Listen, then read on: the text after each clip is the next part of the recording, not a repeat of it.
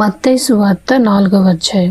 అప్పుడు యేసు అపవాది చేత శోధింపబడుటకు ఆత్మ వలన అరణ్యమునకు కొనిపోబడెను.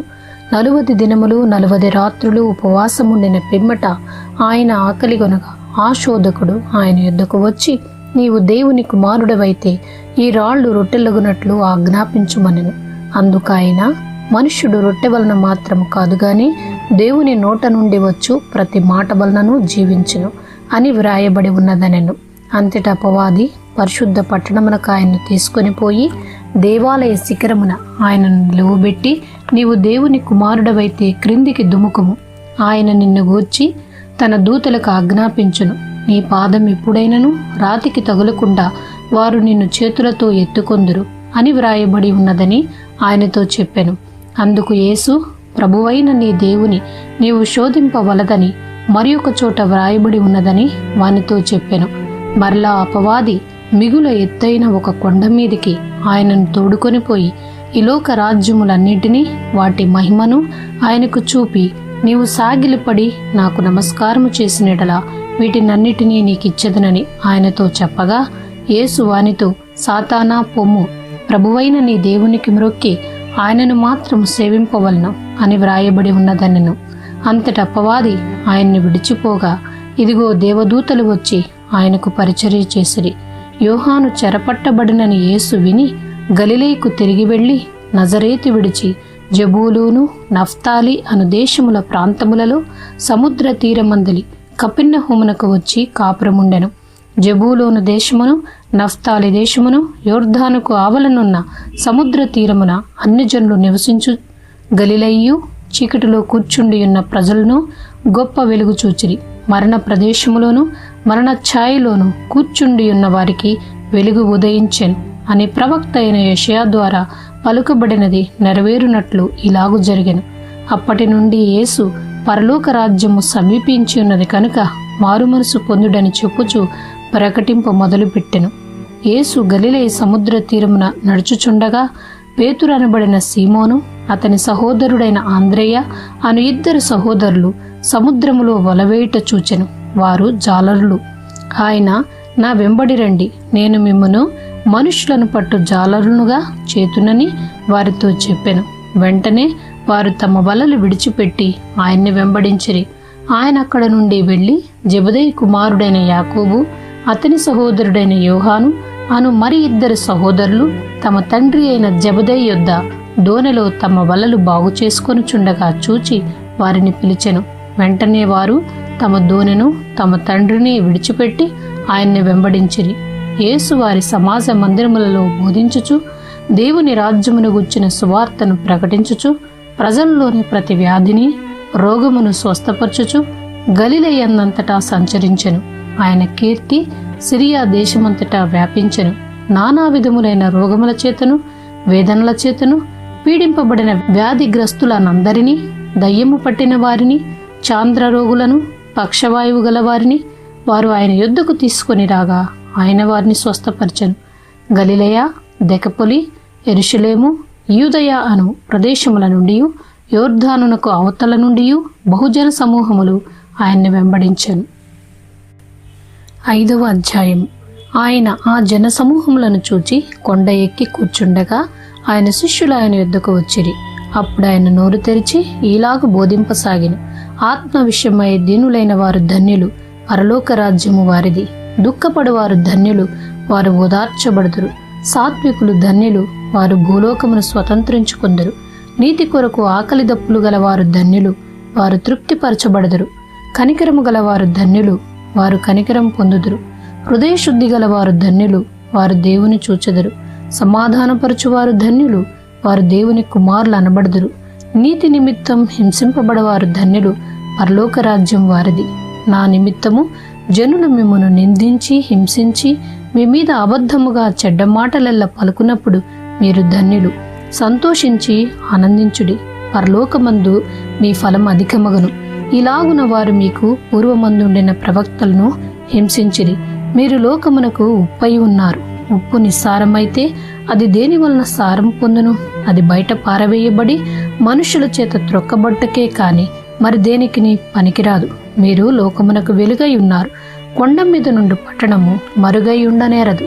మనుష్యులు దీపము వెలిగించి కొంచెము క్రింద పెట్టరు, కాని అది ఇంట నుండి వారికందరికీ వెలిగించుటకై దీపస్తంభం మీదనే పెట్టుదురు. మనుష్యుడు మీ సత్క్రియలను చూచి పరలోకమందున్న మీ తండ్రిని మహిమపరచునట్లు వారి ఎదుట మీ వెలుగు ప్రకాశింపనీయుడే. ధర్మశాస్త్రమునైనను ప్రవక్తల వచనములనైనను కొట్టివేయ వచ్చితునని తలంచవద్దు. నెరవేర్చుటకే గాని కొట్టివేయుటకు నేను రాలేదు. ఆకాశమును భూమియు గతించిపోయిననే గాని ధర్మశాస్త్రమంతయు నెరవేరు వరకు దాని నుండి ఒక పుల్లైనను ఒక సున్నైనను తప్పిపోదని నిశ్చయముగా మీతో చెప్పుచున్నాను. కాబట్టి ఈ ఆజ్ఞలలో మిగులు అల్పమైన ఒకదానినైనను మీరి మనుష్యులకు అలాగును చేయ బోధించువాడెవడో వాడు పరలోక రాజ్యములో మిగుల అల్పుడనబడను. అయితే వాటిని గైకొని బోధించువాడెవడో వాడు పరలోక రాజ్యములో గొప్పవాడనబడును.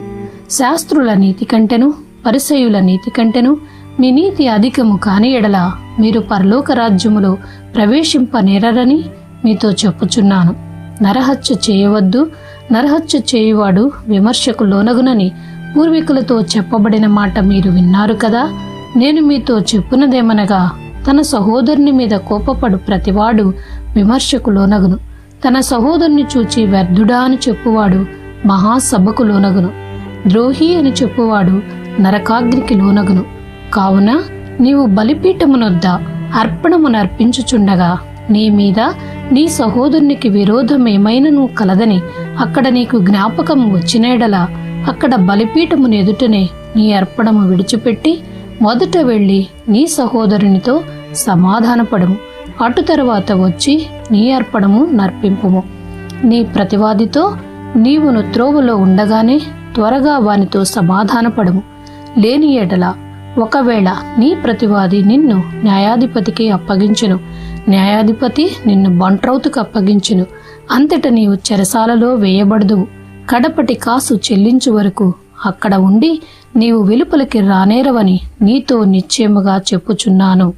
వ్యభిచారము చేయవద్దని చెప్పబడిన మాట మీరు విన్నారు కదా. నేను మీతో చెప్పునదేమనగా, ఒక స్త్రీని మోహపు చూపుతో చూచు ప్రతి వాడు అప్పుడే తన హృదయమందు ఆమెతో వ్యభిచారము చేసిన వాడగును. నీ కుడికన్ను నిన్ను అభ్యంతర పరిచినడలా దాన్ని పెరికి నీ యొద్ద నుండి పారవేయుము. నీ దేహమంతయు నరకములో పడవేయబడకుండా నీ అవయవములలో ఒకటి నశించుట నీకు ప్రయోజనకరము గదా. నీ కుడి చెయ్యి నిన్ను అభ్యంతర పరిచినడలా దాని నరికి నీ యొద్ద నుండి పారవేయుము. నీ దేహమంతయు నరకములో పడకుండా నీ అవయవములలో ఒకటి నశించుట నీకు ప్రయోజనకరము గదా. తన భార్యను విడనాడువాడు ఆమెకు పరిత్యాగ పత్రిక ఇయ్యవలనని చెప్పబడి ఉన్నది కదా. నేను మీతో చెప్పునదేమనగా, వ్యభిచార కారణమును బట్టి కాక తన భార్యను విడనాడు ప్రతి వాడును ఆమెను వ్యభిచారిణిగా చేయుచున్నాడు. విడనాడబడిన దానిని పెండ్లాడువాడు వ్యభిచరించుచున్నాడు. మరియు నీవు అప్రమాణము చేయక నీ ప్రమాణములను ప్రభువునకు చెల్లింపవలనని పూర్వీకులతో చెప్పబడిన మాట మీరు విన్నారు కదా. నేను మీతో చెప్పునదేమనగా, ఎంత మాత్రము ఒట్టు పెట్టుకొనవద్దు. ఆకాశము తోడనవద్దు, అది దేవుని సింహాసనం. భూమి తోడనవద్దు, అది ఆయన పాదపీఠము. యెరూషలేము తోడనవద్దు, అది మహారాజు పట్టణము. నీ తల తోడని ఒట్టు పెట్టుకొనవద్దు. నీవు ఒక వెంట్రుకనైనను తెలుపుగా కాని నలుపుగా కాని చేయలేవు. మీ మాట అవునంటే అవును, కాదంటే కాదు అని ఉండవలెను. వీటికి మించున్నది దుష్టుని నుండి పుట్టునది. కంటికి కన్ను, పంటికి పళ్ళు అని చెప్పబడిన మాట మీరు విన్నారు కదా. నేను మీతో చెప్పునదేమనగా, దుష్టుని ఎదిరింపక నిన్ను కుడి చెంప మీద కొట్టువాని వైపునకు ఎడమ చెంప కూడా త్రిప్పుము.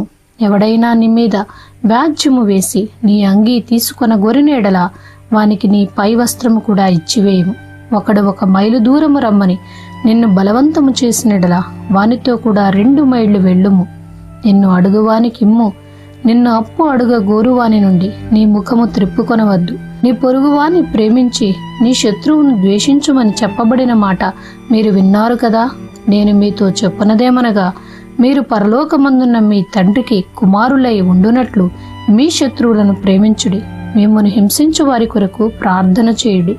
ఆయన చెడ్డవారి మీదను మంచివారి మీదను తన సూర్యుని ఉదయింపజేసి నీతిమంతుల మీదను అనీతిమంతుల మీదను వర్షము కురిపించుచున్నాడు. మీరు మిమ్మను ప్రేమించు వారిని ప్రేమించిన ఎడల మీకేమి ఫలము కలుగును? సుంకరులను అలాగు చేయుచున్నారు కదా. మీ సహోదరులకు మాత్రం వందనము చేసిన ఎడల మీరు ఎక్కువ చేయుచున్నదేమి? అన్యజనులను అలాగు చేయుచున్నారు కదా. మీ పరలోకపు తండ్రి పరిపూర్ణుడు గనక మీరును పరిపూర్ణులుగా ఉండెదరు. 6వ అధ్యాయం. మనుషులకు కనబడవలనని వారి ఎదుట మీ నీతి కార్యము చేయకుండా జాగ్రత్త పడుడి. లేని ఎడల పరలోకమందున్న మీ తండ్రి యొద్ద మీరు ఫలము పొందరు. కావున నీవు ధర్మము చేయనప్పుడు మనుష్యుల వలన ఘనత నొందవలనని వేషధారులు సమాజ మందిరములలోనూ వీధులలోనూ చేయులాగున నీ ముందర బూర ఊదింపవద్దు. వారు తమ ఫలము పొందియున్నారని నిశ్చయముగా మీతో చెప్పుచున్నాను. నీవైతే ధర్మము చేయనప్పుడు నీ ధర్మము రహస్యముగా నుండు నిమిత్తము నీ కుడి చేయి చేయునది నీ ఎడమ చేతికి తెలియక ఉండవలెను.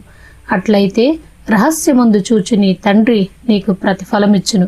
మరియు మీరు ప్రార్థన చేయునప్పుడు వేషధారుల వలె ఉండవద్దు. మనుషులకు కనబడవలనని సమాజ మందిరములలోనూ వీధుల మూలల్లోనూ నిలిచి ప్రార్థన చేయుట వారికిష్టము. వారు తమ ఫలము పొందియున్నారని నిశ్చయముగా మీతో చెప్పుచున్నాను. నీవు ప్రార్థన చేయునప్పుడు నీ గదిలోనికి వెళ్ళి తలుపు వేసి రహస్యమందున్న నీ తండ్రికి ప్రార్థన చేయుము. అప్పుడు రహస్యమందు చూచు నీ తండ్రి నీకు ప్రతిఫలమిచ్చును. మరియు మీరు ప్రార్థన చేయనప్పుడు అన్యజనుల వలె వ్యర్థమైన మాటలు వచింపవద్దు. విస్తరించి మాటలాడుట వలన తమ మనవి వినబడునని వారు తలంచుచున్నారు. మీరు వారి వలె ఉండకుడి. మీరు మీ తండ్రిని అడగకమునుపే మీకు అక్కరగా ఉన్నవేవో ఆయనకు తెలియను. కాబట్టి మీరీలాగు ప్రార్థన చేయుడి. పరలోకమందున్న మా తండ్రి, నీ నామము పరిశుద్ధపరచబడుగాక. నీ రాజ్యము వచ్చుగాక. నీ చిత్తము పరలోకమందు నెరవేరుచున్నట్లు భూమి యందును నెరవేరునుగాక. మా అనుదినాహారము నేడు మాకు దయచేయుము. మా రుణస్థులను మేము క్షమించి ఉన్న ప్రకారము మా రుణములు క్షమించుము. మమ్మను శోధనలోకి తేక దుష్టుని నుండి మమ్మను తప్పించుము. మనుష్యుల అపరాధములను మీరు క్షమించిన ఎడల మీ పరలోకపు తండ్రియు మీ అపరాధములను క్షమించును.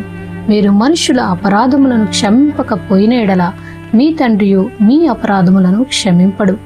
మీరు ఉపవాసము చేయునప్పుడు వేషధారుల వలె దుఃఖముకులై ఉండకుడి. తాము ఉపవాసము చేయుచున్నట్టు మనుషులకు కనపడవలనని వారు తమ ముఖములను వికారము చేసుకొందురు. వారు తమ ఫలము పొందియున్నారని నిశ్చయముగా మీతో చెప్పుచున్నాను. ఉపవాసము చేయుచున్నట్టు మనుష్యులకు కనబడవలనని కాక రహస్యమందున్న నీ తండ్రికే కనపడవలనని నీవు ఉపవాసము చేయునప్పుడు నీ తల అంటుకొని నీ ముఖము కడుగుకొనుము. అప్పుడు రహస్యమందు చూచుచున్న నీ తండ్రి నీకు ప్రతిఫలమిచ్చును. భూమి మీద మీ కొరకు ధనమును కూర్చుకొనవద్దు. ఇక్కడ చిమ్మెటయు తుప్పును తినివేయును. దొంగలు కన్నము వేసి దొంగిలెదరు. పరలోకమందు మీ కొరకు ధనమును కూర్చుకొనుడి. అచ్చట చిమ్మెట అయినను తుప్పైనను దాన్ని తినివేయదు. దొంగలు కన్నము వేసి దొంగిలరు. నీ ధనమెక్కడ ఉండునో అక్కడనే నీ హృదయము ఉండను. దేహమునకు దీపము కన్నే గనక నీ కన్ను తేటగా ఉండిన ఎడల నీ దేహమంతయు వెలుగుమయమై ఉండును. నీ కన్ను చెడినదైతే నీ దేహమంతయు చీకటిమయమై ఉండును. నీలోనున్న వెలుగు చీకటి అయి ఉండిన ఎడల ఆ చీకటి ఎంతో గొప్పది. ఎవడును 2 యజమానులకు దాసుడుగా ఉండనేరడు. అతడు ఒకరిని ద్వేషించి ఒకని ప్రేమించును, లేదా ఒకని పక్షముగా నుండి ఒకరిని తృణీకరించును. మీరు దేవునికిని సిరికిని దాసులుగా ఉండనేరరు. అందువలన నేను మీతో చెప్పునదేమనగా, ఏమి తిందుమో ఏమి త్రాగుదుమో అని మీ ప్రాణమును గూర్చి అయినను, ఏమి ధరించుకొందుమో అని మీ దేహమును గూర్చి అయినను చింతింపకుడి. ఆహారము కంటే ప్రాణమును, వస్త్రము కంటే దేహమును గొప్పవి కావా? ఆకాశ పక్షులను చూడుడి. అవి విత్తవు, కోయవు, కొట్లలో కూర్చుకొనవు. అయినను మీ పరలోకపు తండ్రి వాటిని పోషించుచున్నాడు.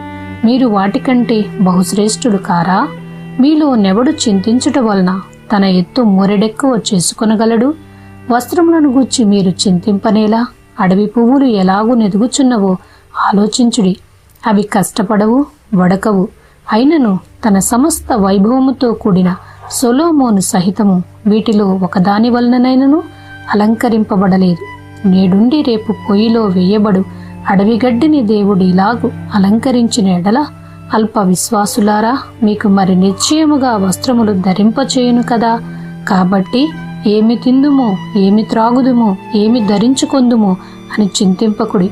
అన్యజనులు వీటన్నిటి విషయమై విచారింతురు. ఇవన్నీ మీకు కావలెనని మీ పరలోకపు తండ్రికి తెలియను. కాబట్టి మీరు ఆయన రాజ్యమును నీతిని మొదట వెదకుడి, అప్పుడవన్నీ మీకు అనుగ్రహింపబడును. రేపటిని గూర్చి చింతింపకుడి. రేపటి దినము దాని సంగతులను గూర్చి చింతించును. ఏనాటి కీడు ఆనాటికి చాలును. ఆమెన్.